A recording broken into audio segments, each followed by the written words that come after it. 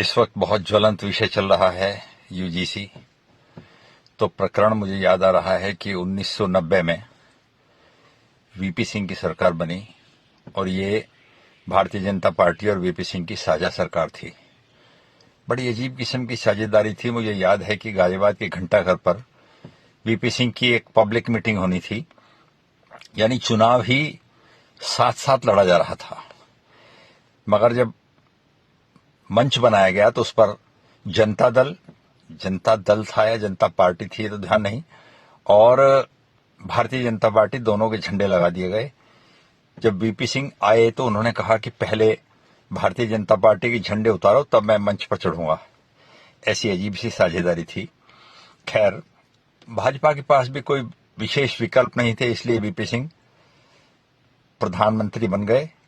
और जब प्रधानमंत्री बन गए तो उन्हें लगा कि अपना अधिकार क्षेत्र और बढ़ाना चाहिए, और उन्होंने बरसों पुरानी थैले में रखी हुई मंडल आयोग की रिपोर्ट निकालकर सामने रख दी। मंडल आयोग की रिपोर्ट का आना था कि हिंदुस्तान की आजादी के बाद आज तक आरक्षण को लेकर इतना हंगामा इससे पहले कभी नहीं हुआ। पूरे देश में आग लग गई, छात्रों ने विद्रोह कर दिया, कई छात्र मिट्टी का तेल अपने ऊपर पेट्रोल डालकर आग लगाने लगे, हर शहर में जुलूस निकल रहे थे, सवर्ण छात्र बहुत बुरी तरह से आक्रोशित हो गए थे। मैं उस समय का चश्मदीद गवाह हूं। नवयुग मार्केट में हमारा ऑफिस था और मैं राजनीति में सक्रिय था। तो एक जुलूस निकल रहा था छात्रों का, मंडल आयोग मुर्दाबाद करते हुए, और मंडल आयोग के पुतले फूंके जा रहे थे। तो मैंने धीरे से कहा कि ये अन्याय है दलितों के साथ, पिछड़ों के साथ। आज भी हिंदुस्तान में 80% व्यापारी सवर्ण हैं।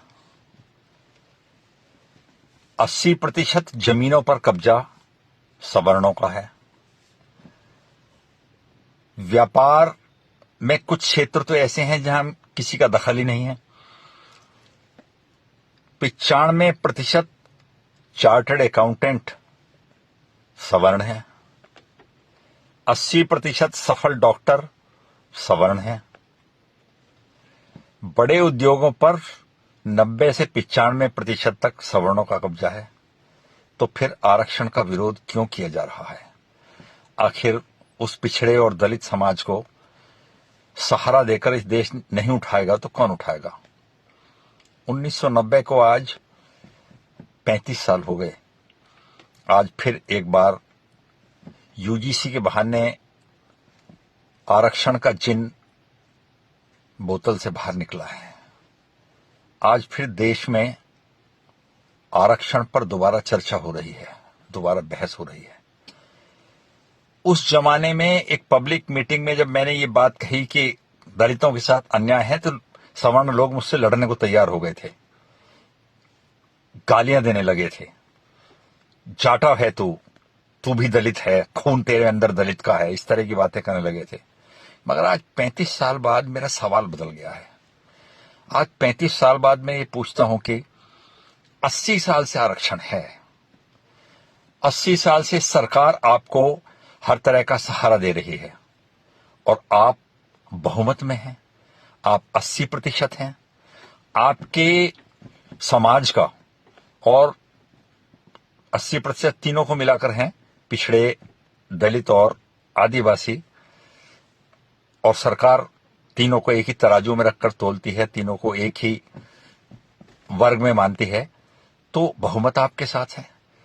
फिर भी 20% लोगों का सब चीजों पर कब्जा क्यों है? ये सवाल बनता है कि आखिर 80 साल आपको सहारा देने के बाद भी 20% लोगों का अधिक मीडिया पर, अधिक व्यापारों पर, अधिक नौकरियों पर, अधिक कृषि पर कब्जा क्यों है? आप क्या कर रहे हो? आखिर क्या करे सरकार कि आपको उनकी बराबर में लाकर खड़ा किया जा सके? क्या करे सरकार? जब सरकार को कुछ नहीं सूझता तो लेकर सवर्णों का गला घोटना शुरू कर देती है। आखिर कब तक सवर्णों का गला घोटा जाएगा आपको आगे बढ़ाने के लिए? समान अवसर मिलना चाहिए ना, उनका भी अधिकार है ना आगे बढ़ने का। आप भी आगे बढ़ो, उन्हें भी आगे बढ़ने दो। आपके थोड़े से लोग आगे निकलकर पॉलिटिक्स करने लगते हैं, बाकी लोगों को दबाकर जो मेन आरक्षण का अधिकारी है, जो बड़ा वर्ग है, जो 70-75 वर्ग है, उसके पांव रखकर, उसके सर पर पांव रखकर आगे निकल जाते हैं, बाकी लोगों के बारे में सोचते नहीं है। जितने दलित, पिछड़े और आदिवासी बड़े अधिकारी बन जाते हैं, पैसे वाले बन जाते हैं, क्या उनका दायित्व तो नहीं है आपके बारे में सोचने का? सोचा है उन्होंने कभी?